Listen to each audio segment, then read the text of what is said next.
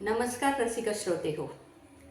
या मनस्पर्शी साहित्य कला आणि क्रीडा प्रतिष्ठान आयोजित गोष्टींच्या मळ्यात रमताना या कथा अभिवाचनाच्या कार्यक्रमामध्ये मी सौ संगीता प्रदीप महामिने आपलं सहर्ष स्वागत करीत आहे. आज मी आपल्याला स्वप्नामुळे लिखित थिंक पॉझिटिव्ह या कथेचं अभिवाचन करून दाखवणार आहे. उशीर झाला म्हणून जिजा लगबगीने आत शिरली. बाहेरच्या उकाड्यातून या एसी खोलीत शिरली की जीव कसा गारेगार होऊन जातो असं तिच्या मनात म्हणत ओढणी खोचून चपला रॅकमध्ये चढून हळूच नकली पण खऱ्याखुऱ्या वाटणाऱ्या फुलांना तिने लहान मुलीसारखा हात लावला. त्या वेल्वेटच्या फुलांचा तिला उगाच आकर्षण वाटायला लागलं. ती त्याकडे पाहण्यात गर्क झाली. तेवढ्यात पार्लरवालीने उगीचच घसा खाकरला. तशी जरा घाबरत दबकत ती आत शिरली. 2BHK मधील अलिशान सजवलेलं हे पार्लर अगदी राजवाड्यासारखंच वाटायचं तिला. मोठे मोठे आरसे, चकचकीत भिंती, फुलांच्या आरास, शाही फर्निचर, सगळं सुगंधी प्रसाधने आणि इथे येणाऱ्या बायका त्याही तेवढ्याच सुंदर, अगदी राणीसारख्या. आणि इथून जाताना तर अगदी महाराणी दिसायच्या त्या. तुकतुकीत अंग दिसायचं त्यांचं, चमकणारे हात, ओठ आणि सळसळणारे केस. ती सुंदर आकर्षक नखं सतत यायच्या अशा राण्या इथे. आपली मालकीण अगदी गोड बोलत हसत त्यांना मस्त मालिश, केसांच्या स्टाईल, कधी कोरीव भुवया तर कधी पायांना मस्त गोरपान करून द्यायच्या. आधी या कशाचीही माहिती आपल्याला नव्हती. लग्नात काय ते बाजूच्या सुमीनं बळजबरीनं तोंडाला काहीतरी लावून दिलं, पण त्या लेपाच्या सुगंधाने मनावर काय आकर्षण, काय शहारे उमटले होते. इथं तर पायाच्या नखापासून डोक्याच्या केसापर्यंत सगळे महागडे क्रीम लावून बायका नुसत्या सुगंधित होऊन जातात. बायका तर बायका, पण लहान सहान पोरीसुद्धा काय काय करून घेतात बाई. पण मलाही फार वाटतं पर्समध्ये एखादी नोटांची गड्डी घ्यावी आणि ती मॅडमच्या टेबलवर ठेवावी आणि त्यांना म्हणावं फुल बॉडी राणीवाणी करून द्या. आणि माझी अशी सगळी सेवा केल्यावर मॅडमनी आणि मी जशी सगळ्यांना कॉफी देते तशी मलाही कॉफी आणून द्यावी. मी पण मग स्वतःला आरशात निरखत कॉफीचे एक एक घोट मस्त कॉफीचा आस्वाद घ्यावा. तिच्या वाक्यावर हसत सोबत काम करणाऱ्या शमीनं तिच्या डोक्यात एक टपली मारली. ए वेडे, पटापट कप बाहेर नेऊन दे, आधीच तुला यायला उशीर झालाय. मॅडम चिडलेल्या आहेत. तू मॅडमनी आणि मी तुला कॉफी आणून द्यायचे स्वप्न बघतेस होय. तिने ऐकलं तर काढून टाकेन कामावरून. शमीच्या वाक्यावर जिजा म्हणाली, अगं स्वप्न तर बघते. मोठा विचार करायला, स्वप्न पाहायला काय पैसे लागतात वय? फुकट तर आहे, बघू दे की मग. आणि माझा नवरा म्हणतो असं छान आयुष्य बघत राहायचं. त्याला काय म्हणतात बघ, आपल्या मॅडमने नेहमी आपल्याला सांगतात थिंक पॉझिटिव्ह. तसं झालं स्वप्न पूर्ण तर झालं, नाही तर तो बघण्याचा आनंद तर आपल्याला मिळतो ना.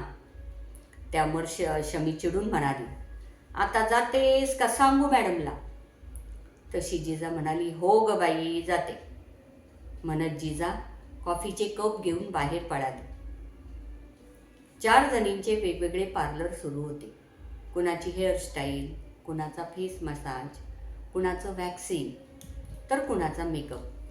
जिजाने कॉफीचे कप प्रत्येकीला दिले आणि ती निघाली. तेवढ्यात मॅडम म्हणाल्या, जिजा जरा इथे ये, मेकअप करताना हे पकड. आज ना ती चिंगी आली नाही, माझी खूप धावपळ होते. मॅडमची आज्ञा ऐकावीच लागणार. जिजा तिथे उभी राहिली. ती मॅडमची मैत्रीण होती हे जिजाला माहिती होतं. ती मॅडमला म्हणत होती, जरा फेअर टोन घे ग, माझ्या नवऱ्याला माझा सावळा रंग आवडत नाही, त्याची लाज वाटते त्याला. कारण आज अगदी फॉरेनर येणार आहेत आमच्याकडे. समोरची बाई चांगलीच गव्हाळ गोरी होती, अगदी आपल्यासारखी काळी नव्हती.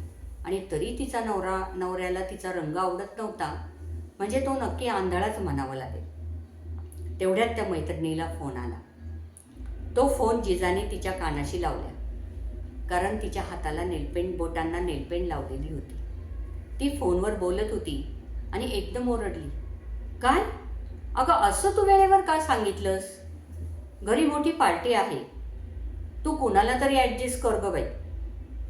नाही जमत, शेट, ठेव फोन. एवढं बोलून तिने फोन ठेवला.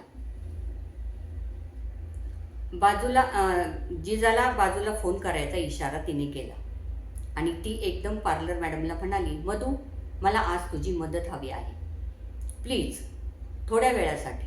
नाही म्हणू नको गं. आणि हे बघ, ही तुझी जिजा आहे ना, हिला मी घेऊन जाते. त्याचे मी तुलाही पैसे देईल आणि तिलाही देईल. आज पण मला अगदीच गरज आहे गं, नाही म्हणू नकोस. मॅडम म्हणाली, अगं आधी जरा सांगशील तर काय काम आहे ते? त्यावर ती मैत्रीण म्हणाली, माझ्या नवऱ्याचे फॉरेनचे क्लायंट्स येणार आहेत. तिघी लेडी आहेत. त्यांना 2 तास आमच्या घरी घालवायचे आहेत. पण काही पर्सनल गोष्टी असल्यामुळं त्यांना इंग्रजी न येणारी पण स्मार्ट अशी कामवाली 1-2 तास त्यांच्या अवतीभोवती असायला हवी. तुला म्हटलं होतं ना, आणखी एकीचं पार्लर करून द्यायचं आहे. तिला आपण अर्ध्या तासाने बोलावले होते. तीच आता नाही म्हणते. मधू, प्लीज, हिला समजून सांग आणि पाठव गं 2 तास, प्लीज मधू. जिजा ऐकत होती, पण जरा घाबरली होती. पण मॅडम पुढे काही चालणार नाही याची तिला जाणीव होती. मॅडमने तिला बाजूला घेतलं आणि समजावलं. मध्येच ती मैत्रीण खुर्चीवरून उठून जिजाकडे येत म्हणाली, नाही म्हणू नकोस गं, प्लीज. आता वेळेवर बाई मिळणार नाही मला आणि मी तुला 2 तासाचे 2,000 रुपये देईन. जिजाने मॅडमकडे बघितलं. मॅडम म्हणाल्या, जा, माझी विश्वासाची मैत्रीण आहे. जिजा म्हणाली, पण ते चहा कॉफी द्यायचं काय करायचं? मॅडम हसत म्हणाल्या, करेल गा आज शमी, करू आम्ही ॲडजस्ट. मी आहे मदतीला, तू आता पटकन खुर्चीत बस बरं. असं म्हणत मॅडमने तिच्याकडं पार्लरचा गाऊन फेकला. तो घालत जिजा लाजली. तिला रोज बायकांना अशा गाऊनमध्ये बघून लाज वाटायची. तिने पडद्याआड जाऊन गाऊन घातला आणि ती सिंहासनासारख्या खुर्चीत जाऊन रेलली. मॅडम तिच्या मैत्रिणीला म्हणाल्या, फेशियल आणि मेकअप करते. त्यावर मैत्रीण म्हणाली, हे बघ, अगदीच VIP गेस्ट आहेत त्या, फॉरेनर. अगदी स्मार्ट वाटली पाहिजे. ड्रेस तर आहेच बॅगमध्ये. हात पाय सगळंच क्लीन करून घे. अजून 4 तास आहेत आपल्याकडे. जिजाचं मागाचं स्वप्न पूर्ण झालं म्हणून ती आनंदली होती. मनातून घाबरली देखील होती. 2 तास तसे अवघड जाणार होते. ती ह्या विचाराने डोळे बंद करून बसली होती. तेवढ्यात मॅडमचे गार मऊ हात तिच्या चेहऱ्यावर फिरायला लागले. तो क्रीमचा सुगंध तिला अगदी स्वप्नातल्या परीसारखं वाटायला लागला. तिने हळूहळू डोळे उघडून आरशात बघण्याचा प्रयत्न केला. ती जरा लाजलीच. उघडे पडलेले खांदे, तो चमकणारा चेहरा आणि मॅडमने मसाज करताना तिच्या चेहऱ्यावर प्रेमाने केलेला स्पर्श, सगळं अगदी स्वप्नावर. मॅडम मध्येच दुसऱ्या खोलीत गेल्या आणि मस्त गाणी सुरू केली. खोलीत मंद प्रकाश होता. जिजाला आवडणारं गाणं सुरू होतं. गाण्याच्या मध्येच तिला हाक आली, कॉफी घ्या बाईसाहेब. तुझं थिंक पॉझिटिव्ह तर काम करून गेलं गं. जिजा शमीला बघून एकदम गळ्यात पडत म्हणाली, खरंच ना, काय मज्जा असते गं हे सगळं सुख. हा. शमी, मला पैसे मिळणार ना, त्यातून तुझं क्लीनअप तरी मी करून घेईन आणि मी तुला कॉफी घेऊन येईल बघ. तुला पण कळेल की हे सुख. शमीला आपल्या ह्या मैत्रिणीचं कौतुक वाटलं. ही आपला पण विचार करते. शमी तिच्या गळ्यात पडली आणि म्हणाली, जिजा, तू मनाने खूप सुंदर आहेस आणि म्हणून तू आता आणखी सुंदर दिसशील. कारण मी इथे गेल्या कित्येक वर्षापासून काम करते. इथे आलेल्या सगळ्याच बायका सुंदर होऊन जातातच असं नाही.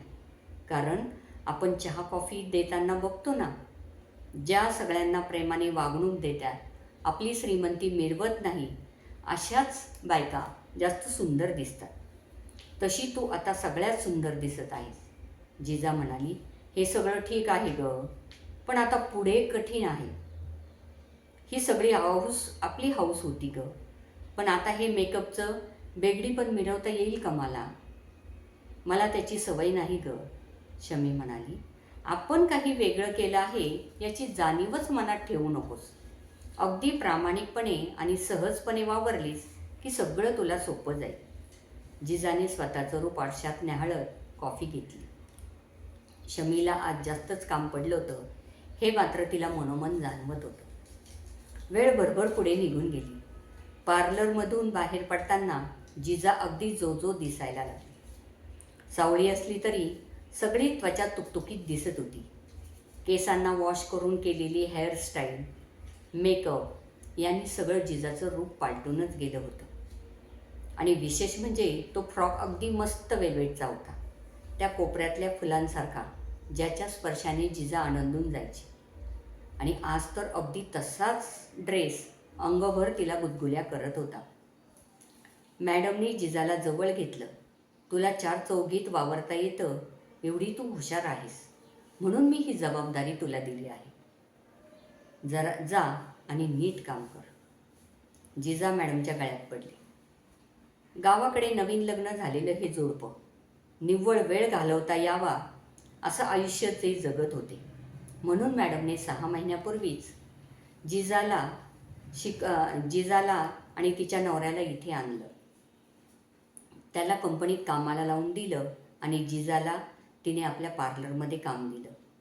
अगदी चालण्या बोलण्यापासून सगळं तिने जिजाला शिकवलं. कितीतरी नवीन शब्द जिजा मॅडमकडून शिकत होती. कोणी म्हणणार देखील नाही की ही खेड्यातली रिकामटेकडी हिंडणारी पोरगी होती. इतकं चंट आणि चटपटीत असं तिला ट्रेनिंग मिळालं होतं. खरं तर पुढे शिक्षण देऊन तिला चांगली नोकरी लावावी असं मॅडमला वाटत होतं. जिजा सासरी पैसे पाठवायची आणि त्यामुळं त्यांना दोघांना पैसे पुरत नव्हते. तरी कुठलीही तक्रार न करता ती मात्र आनंदाने राहत होती. जिजा ही मॅडमची लाडकी होती. ती मैत्रिणीच्या गाडीत बसून गेली आणि मॅडम शमीला म्हणाल्या, हुशार आहे पण नशीब घेऊन नाही आली पोर. त्यावर शमी म्हणाली, नशीब जरी नसलं तरी स्वप्न मात्र घेऊन आली. मॅडम, तुम्ही आम्हाला जे थिंक पॉझिटिव्ह शिकवता ते ती पक्क डोक्यात ठेवते आणि कदाचित म्हणून आज तिचं ही छोटं स्वप्न पूर्ण झालं.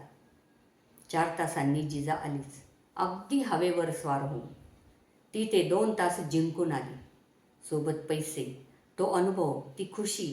पार्लरमध्ये आल्यावर तिने आपला जुना ड्रेस काढला, मॅडमला नमस्कार केला.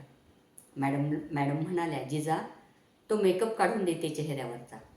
तर जिजा म्हणाली, नको मॅडम, आज माझ्या राजाला ही राणी अशीच वेगळी बघू द्या की. पण एक सांगू मॅडम, असं चकचकीत तोंड केलं की भीती असते, आतले आपण हरवून जाऊ की काय. यावर मॅडम हसून म्हणाल्या, जिजा अगं असे तर कितीतरी प्रसंग येतात की ते आपल्याला हरवू पाहतात. नुसतं तोंडावर मेकअप लावल्याने असं होईल का? असं नसतं गं. आयुष्य जगताना कितीतरी प्रसंग तुम्हाला हरू शकतात, बदलू शकतात.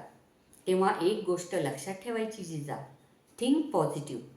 जे होईल ते चांगल्यासाठीच होईल. तेवढ्यात शमी कॉफी घेऊन आली. पार्लर बंद करायची वेळ झाली होती. तिघींनी कॉफीचे कप एकमेकावर घेतले आणि चिअर्स म्हणून थिंक पॉझिटिव्ह म्हणाल्या. धन्यवाद. रसिक श्रोते हो, तुम्हाला ही कथा कशी वाटली हे आपण कमेंट्समध्ये कळवा. तसंच या व्हिडिओला लाईक आणि शेअर करा आणि मनस्पर्शी चॅनलला सबस्क्राईब करा. धन्यवाद.